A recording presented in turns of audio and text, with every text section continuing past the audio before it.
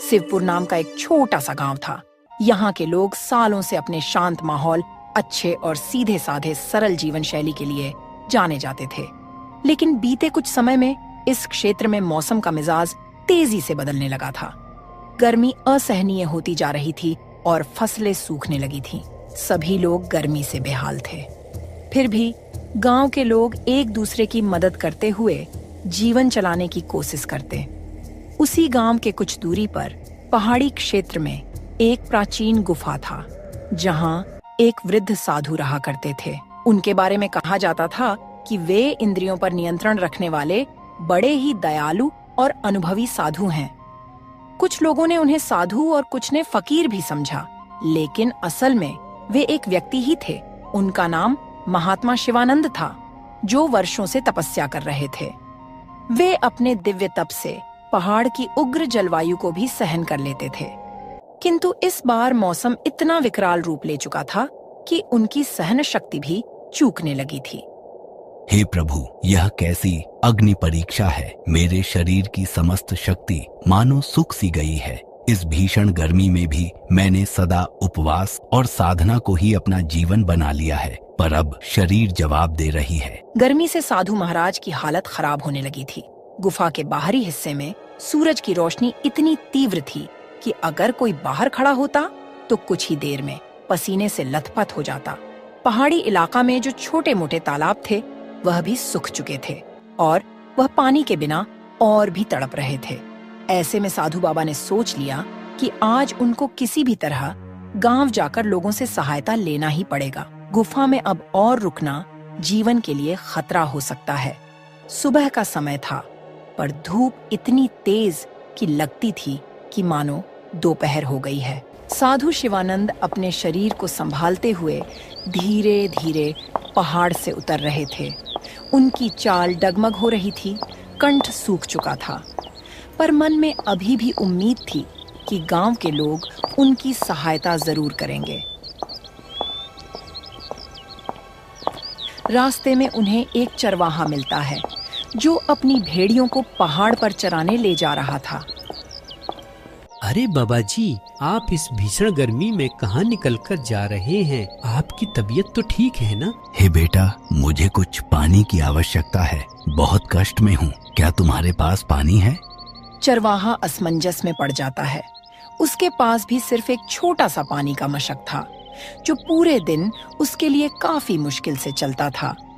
कुछ क्षण सोचने के बाद वह थोड़ा पानी साधु को दे देता है। बाबा, मेरे पास ज्यादा पानी नहीं है, पर जो है वह आपको दे रहा हूँ। आप गांव पहुँचे तो और लोगों से भी मदद मांग लेना। साधु को थोड़ी राहत मिलती है। उन्हें इस चरवाहे में उम्मीद की किरण दिखती है। साधु उसे आशीर्वाद देकर आगे बढ़ जाते हैं। जब साधु गांव के पास पहुंचते हैं तो देखते हैं कि गांव के पास में ही एक ही कुआं था, जो अब लगभग सूख सा गया था। गांव के लोग दिन भर उसका पानी निकालकर अपने अपने काम में लगा लेते थे। साधु शिवानंद जब गांव में दाखिल हुए तो सबसे पहले उन्हें तेज धूप ने इतना तपन दिया कि उनके गर्दन पर चमकती पसीने की बूंदें झलक आईं। गांव की गलियों से गुजरते हुए वे देखते हैं कि अधिकतर मकान मिट्टी के बने थे। कुछ बैल बेचैन होकर तड़फड़ा रहे थे। थोड़ी दूर जाने पर साधु को कुछ लोग दिखाई देते हैं, जो मिलकर एक सूखे तालाब की तलहटी साफ कर रहे थे। अरे शंभू भाई, लगता है ये गर्मी हमारी जान लेकर ही मानेगी। इतनी गर्मी, ऊपर से गर्म हवा शरीर को जला दे रही है। हाँ, तुम सही कह रहे हो, पर हम कर भी क्या सकते हैं? गांव में सभी परेशान हैं। अब तो कुआं का पानी भी खत्म होने वाला है। अगर पानी खत्म हो गया तो हम सब पानी के बिना तड़प तड़प कर मर जाएंगे।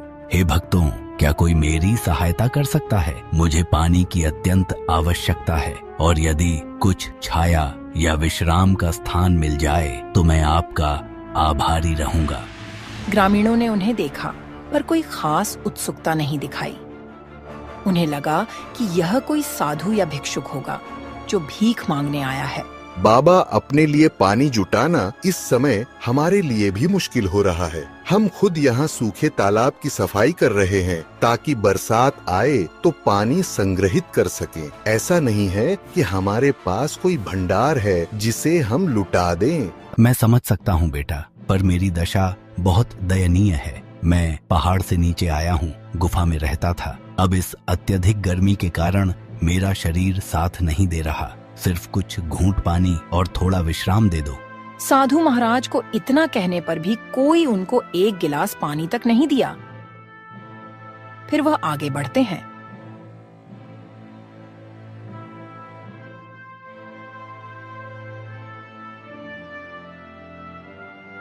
गर्मी से बेहाल मजबूर वह गांव के चौपाल पे जाते हैं, जहां लोग इकट्ठे होकर बैठते थे।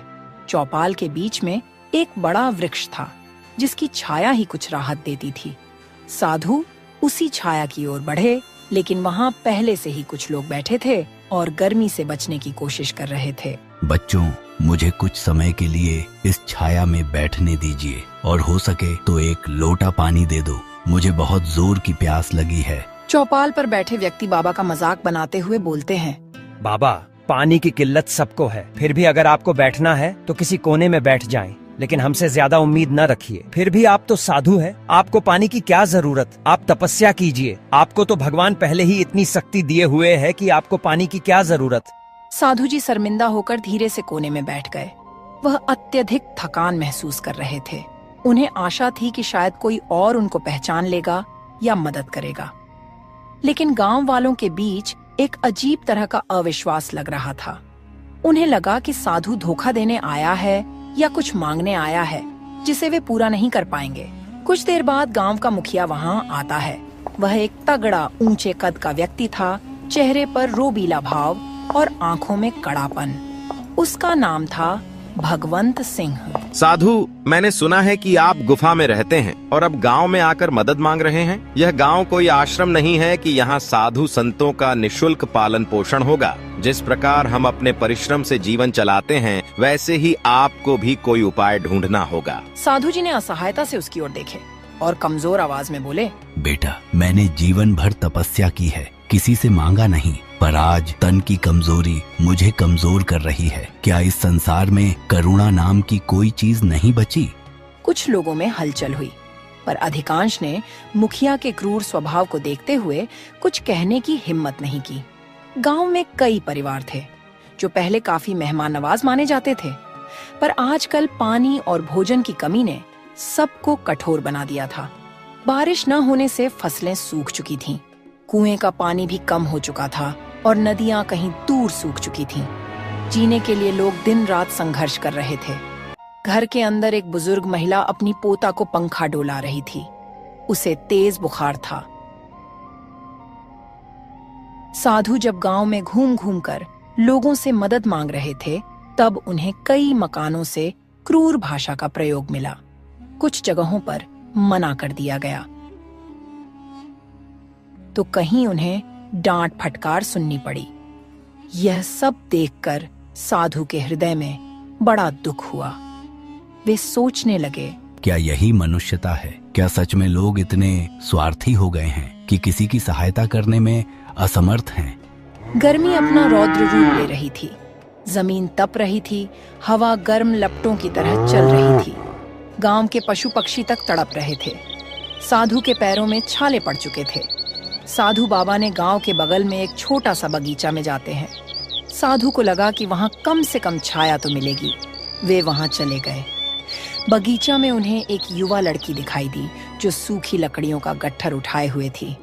वह भीषण गर्मी में भी काम करने की कोशिश कर रही थी। बेटी, क्या तुम मुझे एक लोटा पानी दिलवा सकती हो?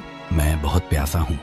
लड़की के चेहरे पर दया का भाव था, पर वह भी असमर्थता जताती हुई बोली, बाबा, मैं आपको पानी जरूर देती, पर हमारे घर में भी पानी सीमित है। रोज कुएं पर जाकर लंबी लाइन लगानी पड़ती है, तब कहीं 1-2 मटकी भर पाती हूँ। माफ कीजिए, मुझे डर है कि घर के लोग नाराज ना हो जाए। इतना कहकर वह वहां से चली गई। साधु को समझ आ गया कि गांव के लोग इस समय अपने अपने संकट से घिरे हुए हैं और उनका हृदय भी सूख गया है। जैसे इन खेतों और तालाबों का पानी सूख गया हो। फिर भी साधु ने बगीचे के एक कोने में बैठकर आखिरी बार प्रार्थना की, हे प्रभु, यदि कोई चरम पर हो तो दया का अंकुर फूटना चाहिए, किंतु यहाँ तो मानवता ही विलुप्त हो रही है, ऐसा क्यों?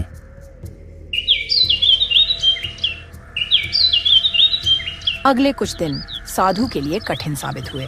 उन्हें पर्याप्त भोजन तो दूर, पीने को पानी तक नहीं मिला। तेज गर्मी में उनका शरीर ह्रास की ओर बढ़ रहा था। एक दिन दोपहर को जब सूरज आसमान के ठीक ऊपर था और किरणें मानो आग बरसा रही थीं, तब साधु बेहोश होकर गिर पड़े। गांव वाले इकट्ठा हुए, लेकिन उस वक्त भी उनमें कोई उत्साह या करुणा नहीं थी। मुखिया भगवंत सिंह भी पहुंचा और साधु को देखते ही बोला, इन्हें उठाकर छाया में कर दो, नहीं तो ये मर जाएंगे तो आगे और झंझट खड़ी हो जाएगी। अरे छोड़ो ना, मर भी गए तो क्या फर्क पड़ेगा, एक साधु ही तो है। हम सबको अपनी रोजी रोटी और पानी का जुगाड़ करना है, इनके लिए कौन वक्त बर्बाद करे। चलो चलो भाई, अपने अपने काम में लग जाओ। कुछ ही देर में साधु को थोड़ा होश आया। उन्होंने धीमी सी सांस ली और बोलने की कोशिश की, लेकिन शब्द उनके कंठ में अटक गए। साधु को लगा कि अब उनका अंत समय आ गया है। कमजोरी इतनी बढ़ चुकी थी कि उनका शरीर कांप रहा था। उनकी आंखों से आंसू बह निकले। वह धीमी आवाज में भगवान को याद करते हुए बोले, हे राम, मैं अपने अंतिम क्षण में इन लोगों को अपनी ओर से क्षमा देना चाहता हूँ, लेकिन उनका हृदय इतना कठोर हो चुका है कि मैं चाहकर भी उन्हें क्षमा नहीं कर पा रहा। मेरे प्राण निकल रहे हैं, इसलिए मैं इन्हें श्राप देता हूँ कि इस गांव में दिन में इतनी भयानक गर्मी पड़ेगी कि लोग आग में झुलसेंगे और रात में इतनी भीषण सर्दी हो कि लोगों की हड्डियां कांप उठे। यही नहीं, यह चरम मौसम इनके जीवन में भय और बीमारी लाएगा जब तक ये लोग मानवता का पाठ न सीखें। इतना कहकर साधु ने अपने प्राण त्याग दिए। गांव वाले हक्के बक्के रह गए। कुछ को इस श्राप पर हंसी आई तो कुछ लोग निराश हुए। अरे भाई, यह मृतक साधु का श्राप कहाँ लगेगा? सब ढोंग ढकोसला है। चलो चलो, अपने काम में लग जाओ। यहाँ अपना टाइम खराब करने से क्या फायदा? साधु था, मर गया।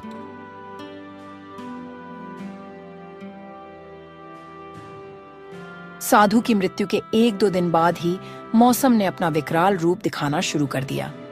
सूरज की गर्मी, जो पहले ही असहनीय थी, अब और भी प्रचंड हो गई। तापमान इतना बढ़ गया कि मिट्टी में दरारें पड़ने लगीं। पशु पक्षियों के लिए जीवन और भी कठिन हो गया। दिन में लूह चलती, जिसके थपेड़े मानो शरीर को झुलसा देती थी। गांव वाले दिन में बाहर निकलने से कतराने लगे, पर रात होते ही हालात बिल्कुल उल्टा हो जाता।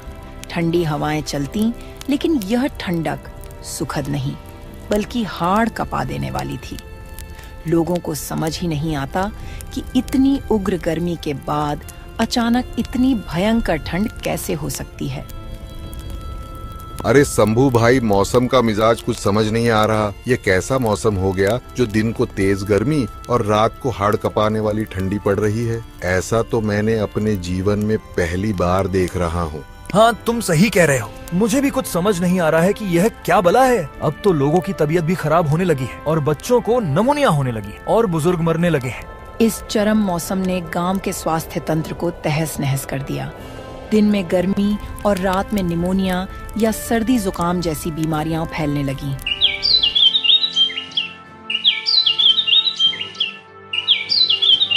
मुखिया भगवंत सिंह ने महसूस किया, हालात हाथ से निकल रहे हैं। दिन के समय कोई खेतों में काम नहीं कर पा रहा, फसलें जल रही हैं, पशु मर रहे हैं, पीने का पानी कम हो रहा है और रात में लोग कांप कांप कर सो नहीं पा रहे। बीमारियां फैल रही हैं, बच्चे बुखार से तप रहे हैं और बूढ़े मर रहे हैं। यह एक मुसीबत है। मुझे इस पर जल्दी कोई फैसला लेना होगा।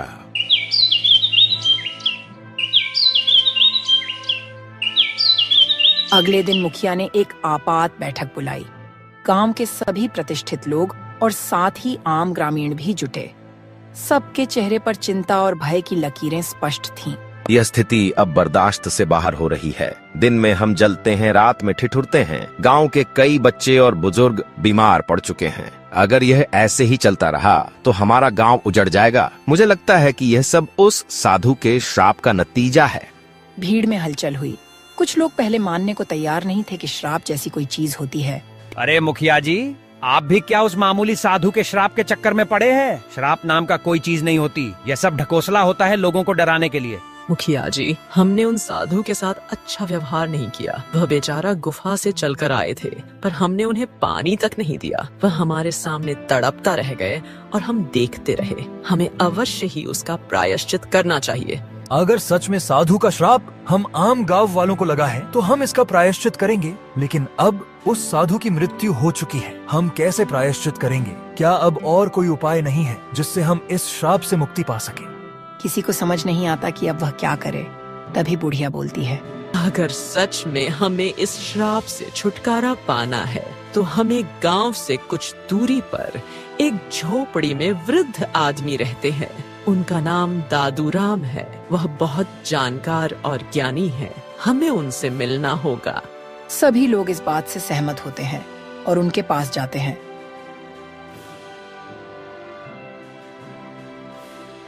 वहां जाकर उनको सारी बात बताते हैं। तब दादूराम बोलते हैं, बेटा, मैं उस साधु बाबा को जानता था। वर्षों से सुना था कि वे अपनी तपस्या से अनेक लोगों को लाभ पहुंचा चुके। उनका मन सदा शांत और दयालु था। उनके श्राप का कारण तुम्हारी क्रूरता है। अगर तुम लोग उस क्रूरता का प्रायश्चित करना चाहते हो तो हमें सबसे पहले उनके पार्थिव शरीर को ढूंढकर उनका विधिवत अंतिम संस्कार करना होगा। सुनने में आया है कि वह बगीचा में ही अपने प्राण त्याग दिए थे। लोग उनके बात से सहमत हुए। हाँ, यही उचित होगा। लेकिन क्या इससे सचमुच श्राप समाप्त हो जाएगा? श्राप तभी समाप्त होगा जब हमारी हृदय से मनुष्यत्व लौट आएगा। हमें दयालु और परोपकारी बनना होगा। दूसरों की मदद करने की शपथ लेनी होगी। तभी उनका अशांत आत्मा को शांति मिलेगी और हो सकता है कि परमात्मा हमारी सहायता करे। गांव के लोग एकजुट होकर बगीचा में पहुँचे, जहाँ साधु का पार्थिव शरीर पड़ा हुआ था। भीषण गर्मी के कारण कुछ ही दिनों में स्थिति दयनीय हो चुकी थी, लेकिन लोगों ने हिम्मत करके शरीर को परंपरा के अनुसार अंतिम संस्कार किया। साधु का अंतिम संस्कार पूरे सम्मान के साथ किया गया। मन में सबके पश्चाताप के स्वर गूंज रहे थे। मुखिया अब बाबा से हाथ जोड़कर प्रार्थना किया, हे बाबा, हमें क्षमा करो। हमने आपके साथ जो दुर्व्यवहार किया उसके लिए हम सभी दोषी हैं। अब हम वचन देते हैं कि किसी भी जरूरतमंद को कभी निराश नहीं करेंगे। अगले कुछ दिनों में मौसम में थोड़ा बदलाव दिखने लगा। दोपहर की लू अब भी थी, लेकिन पहले जैसी भयानक नहीं। रातों की सर्दी भी कुछ कम हो गई। हालांकि अभी भी लोगों को सावधानी बरतनी पड़ती थी। इस प्रकार गर्मी का श्राप न सिर्फ एक घटना बनकर रह गया, बल्कि आने वाली पीढ़ियों के लिए एक सीख भी बन गया। इस कहानी से हमें यह संदेश ग्रहण करना चाहिए कि आवश्यकता पड़ने पर किसी भी असहाय की सहायता अवश्य करनी चाहिए। तपस्वी साधु की मृत्यु व्यर्थ नहीं गई। उनके श्राप ने पूरे गांव को बदल दिया और उन्हें मनुष्य होने का सही अर्थ समझा दिया। एक समय की बात है। एक समृद्ध और विशाल राज्य में एक वृद्ध राजा रहते थे। राजा की दूसरी शादी हुई थी। राजा की पहली पत्नी का देहांत कुछ दिन पहले ही हो गया था। पहली पत्नी से राजा को एक बेटा हुआ था, जिसका हृदय अत्यंत कोमल, दयालु और नेक था। राजा ने दूसरी शादी की थी, लेकिन उसकी दूसरी पत्नी भीतर ही भीतर जलन और लालच हर पल उसके मन में घूमता रहता था। रानी का मन इस बात से भर गया था कि जब उसका अपना पुत्र जन्म लेगा तो सौतेला बेटा उसके बेटे के विरुद्ध आधे हिस्से का दावा करेगा। इस सोच ने रानी के दिल में कड़वाहट और दगाबाजी के भावों को जन्म दे दिया था। देखो तो सही, ये सौतेला बच्चा कैसे इतना मीठा बोलता है। पर मुझे चिंता है कि जब मेरा बेटा जन्म लेगा तो उसका आधे का हिस्सेदार हो जाएगा। मैं अपने ही बेटे का भविष्य खराब नहीं करना चाहती। मुझे कुछ करना चाहिए। उसकी आंखों में क्रोध और लालच की चमक झलक रही थी। उसी शाम रानी ने अमन के लिए आदेश जारी किया। अमन, तुम आज से मेरे नौकर बनकर रहना। महल के कामकाज में मेरी सहायता करो और अगर तुम अपना कार्य ठीक से नहीं करोगे तो तुम्हें दंड भी भुगतना पड़ेगा। और सुनो, यह सब बात तुम महाराज से मत बताना। अगर तुमने महाराज से बताया तो तुम्हें उल्टा लटका के मारूंगी। माँ, मैं हमेशा आपकी सेवा करने के लिए तैयार हूँ। आखिर आप मेरी प्यारी माँ हो। माँ की सेवा नहीं करूँगा तो किसका करूँगा? अमन की मासूमियत में रानी ने नफरत का बीज बो दिया।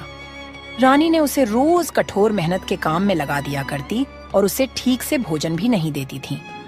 अमन अपनी मासूमियत में बिना किसी शिकायत के सभी आदेश मानता था। समय बीतता गया, रानी के मन में और भी कठोर विचार उमड़ने लगे। वह सोचने लगी, क्यों ना अमन को हमेशा के लिए इस दुनिया से मिटा दिया जाए, ताकि भविष्य में मेरे आने वाले बेटे का पूरा अधिकार सुरक्षित रह सके और पूरा राजपाट मेरा अपने बच्चे का हो सके। रानी के मन में अमन को हमेशा हमेशा के लिए रास्ते से हटाने के लिए षड्यंत्र रचने लगी थी। तभी रानी की एक करीबी सलाहकार वसुंधरा वहां आई। वसुंधरा, मुझे एक योजना सुनानी है जिससे मैं अमन को हमेशा के लिए इस दुनिया से दूर कर सकती हूँ। अगर वह इस दुनिया से चला जाता है तो मेरा जन्म लेने वाला बेटा बिना किसी रुकावट के राज्य का उत्तराधिकारी बनेगा। महारानी, क्या आप वाकई ऐसा कर सकती हैं? अमन तो बहुत मासूम है। इस प्रकार की अनहोनी आप सोच भी कैसी सकती है महारानी जी। महाराज अमन को अपने दिल का टुकड़ा समझते हैं। आप अमन पे कुछ तो दया करो। देखो वसुंधरा, मुझे कोई दया नहीं लगती उस मनहूस पर। यह राज्य मेरे बेटे का होना ही चाहिए और यदि अमन जिंदा रहा तो उसका आधा हिस्सा मेरे बेटे का हक से चला जाएगा। वसुंधरा रानी को समझाने की कोशिश करती है, लेकिन रानी उसकी एक न सुनी। इस प्रकार रानी ने एक षड्यंत्र रचने का निश्चय कर लिया।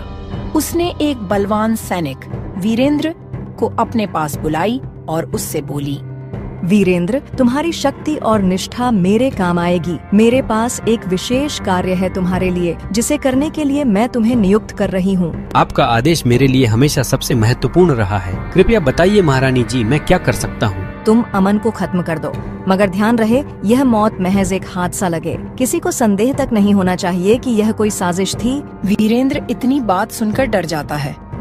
वह सोचता है कि छोटे राजकुमार को मारने की बात रानी कह रही है। वह हिचकिचाते हुए बोला, महारानी, यह कार्य मेरे लिए अत्यंत कठोर है। अमन तो एक निर्दोष बच्चा है। महाराज अमन से बहुत प्यार करते हैं। अगर यह बात उन्हें मालूम होगा तो वह सबको सूली पर चढ़वा देंगे। अगर तुम उस दुष्ट अमन को खत्म नहीं करोगे तो मैं तुम्हें झूठे इल्जाम में सजा कर तुम्हें सूली पर चढ़वा दूंगी। तुम्हें मेरे आदेश का पालन करना होगा। वीरेंद्र, तुम्हें न तो दया करनी है और न ही मना करना है। यदि तुमने नहीं किया तो मेरे क्रोध का सामना तुम्हें करना पड़ेगा। वीरेंद्र डर जाता है और रानी के आदेश का पालन करने का निश्चय करता है। हालांकि उसके मन में भय और दुविधा उमड़ रही थी, मगर वह कुछ कर नहीं सकता था। अगर वह राजा से कहता तो रानी उसे बेमौत मरवा देती। वह चिंतित था। कुछ दिन बीतता है। फिर एक दिन राजा अपने पुत्र से पूछता है, पुत्र, मुझे लगता है कि तुम आजकल बहुत उदास लग रहे हो। क्या बात है? कुछ दिक्कत है तो बताओ। कुछ नहीं पिताजी, बस माँ की याद आ रही थी। अरे पुत्र, तुम्हारी दूसरी माँ तो है ना, वह तुझे बहुत प्यार करती है। वह तुम्हें अपने जिगर का टुकड़ा मानती है।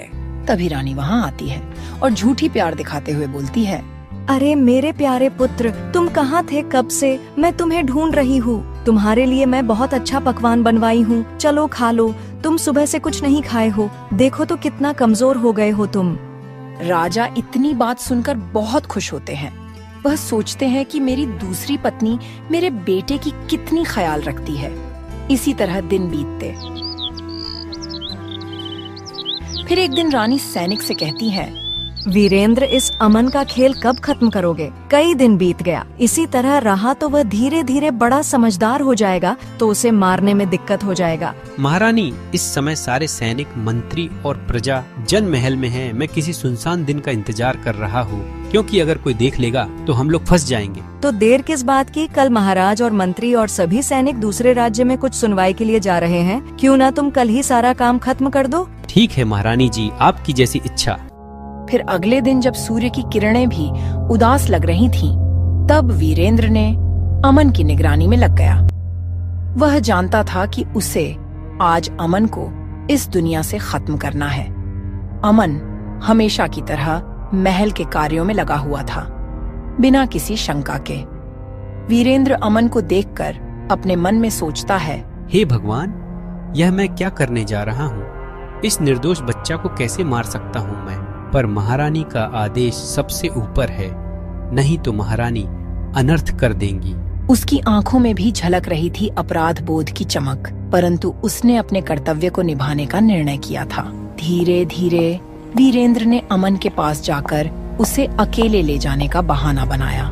छोटे महाराज, मुझे महल के बाहर कुछ जरूरी काम के लिए जाना है और आपको भी हमारे साथ चलना होगा। मेरे साथ चलो, मैं आपको कुछ रोचक जगह दिखाने ले जाऊंगा। ठीक है, मैं चलूंगा, पर पहले माँ से इजाजत तो ले लूं, नहीं तो वो बहुत गुस्सा होंगी, क्योंकि वो मुझसे बहुत प्यार करती हैं। उनके इजाजत के बिना मैं कहीं नहीं जा सकता। इतनी बात सुनकर सैनिक का दिल पसीज जाता है, मगर वह रानी के खिलाफ भी नहीं जा सकता था। वह दुखी मन से अमन को कहता है, अरे छोटे महाराज, रानी साहिबा ही बोली हैं तुम्हें घुमाने के लिए, चलो मेरे साथ, तुम्हें आज कुछ अद्भुत जगह दिखाऊंगा। ठीक है, चलो मैं चलूंगा, पर मेरा दिल कहता है कि मैं पहले माँ से पूछ लूं, उसके बाद मैं चलूंगा।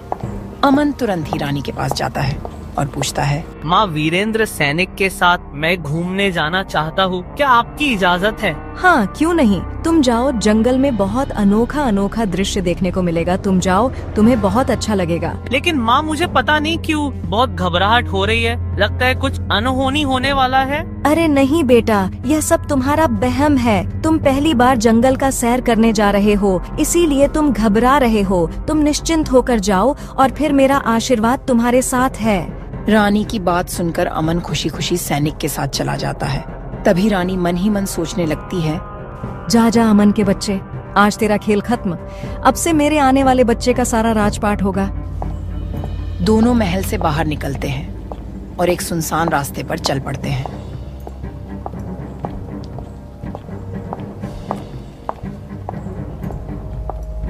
जाते जाते बीच जंगल में वीरेंद्र ने अपना तिरंदाजी धनुष निकाल लिया और अचानक अमन पर वार कर देता है।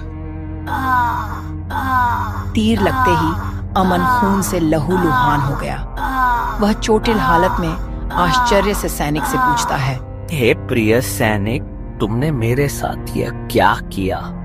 तूने मुझे क्यों मारा? मुझे क्षमा करना छोटे महाराज, मैं मजबूर था। यह सब षड्यंत्र महारानी का था। भगवान तुम्हारी आत्मा को शांति दे। सैनिक को इतना कहते ही अमन का छोटा जीवन उसी क्षण खत्म हो गया। वीरेंद्र ने अमन के शरीर को एक गहरे जंगल के कोने में फेंक दिया ताकि कोई भी इस षड्यंत्र का पता न लगा सके। जंगल की गहराई में जहां प्रकृति की शांति विराजमान थी, उसी समय एक साधु अपनी तपस्या में लीन होकर चलते हुए रास्ते से गुजर रहे थे। साधु का नाम ज्ञानानंद था। चलते चलते उसने उस सुनसान मार्ग पर एक निर्जीव सा दृश्य देखा। वहां एक बच्चा पड़ा हुआ था जिसकी हालत दयनीय थी। हे भगवान, यह बच्चा तो बेहद दुखद और खून से लहूलुहान अवस्था में है। ज्ञानानंद ने तुरंत बच्चे के पास जाकर उसका निरीक्षण किया। उसने देखा कि बच्चे के शरीर पर गहरी चोटें थीं, परंतु उसकी सांसें अभी भी चल रही थीं। ज्ञानानंद ने बच्चे को धीरे धीरे उठाया और अपने कुटिया में लेकर आए।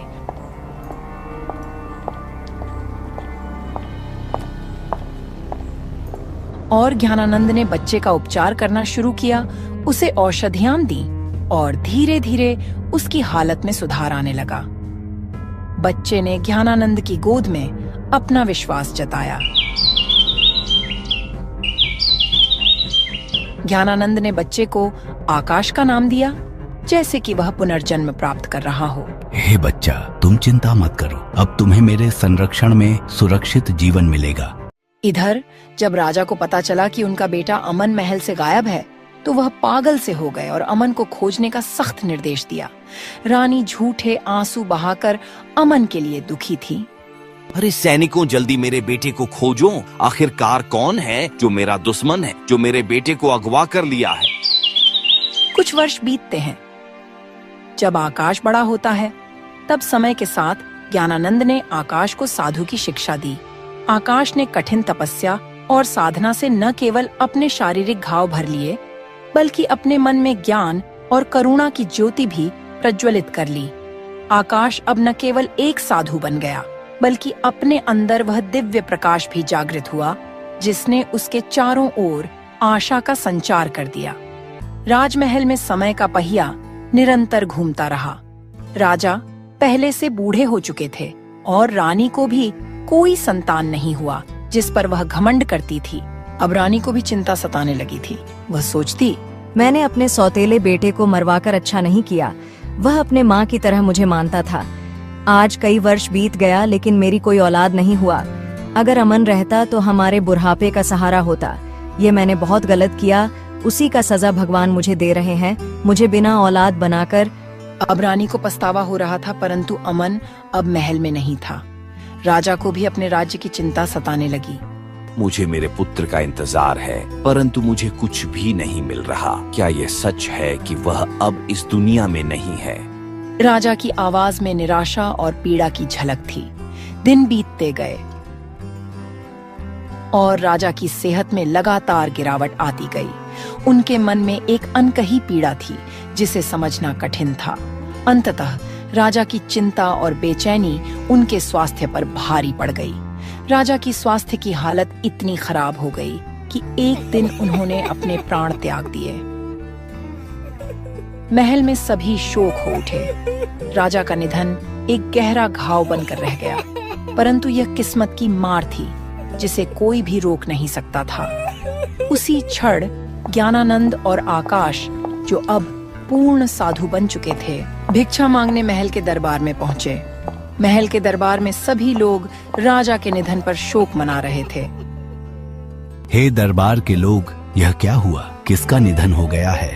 दरबार के लोग साधु की बातें सुनकर उनसे सारी बात बताते हैं। क्या बताऊं बाबा, इस राजमहल में अनर्थ हो गया। यह जिसका निधन हुआ है, यह एक राजा थे। उनका एक ही बेटा अमन था जो पता नहीं कहाँ खो गया। उसी के चिंता में राजा की तबीयत खराब होने के कारण आज उनकी मृत्यु हो गई। हे बाबा, यह बताओ कि राजा का निधन किस प्रकार हुआ। ऐसा प्रतीत होता है कि उनके मन में असीम पीड़ा थी। राजा का निधन सिर्फ शारीरिक रोग के कारण नहीं हुआ। उनके मन पर अटकी निराशा, अविश्वास और अनदेखी पीड़ा ने भी उन्हें तोड़ दिया। बहुत समय पहले की बात है। राजा का एक ही संतान अमन था। वह करीब 10 साल पहले कहीं लापता हो गए। तब से राजा दुखी रहने लगे थे और उनकी आज मौत हो गई।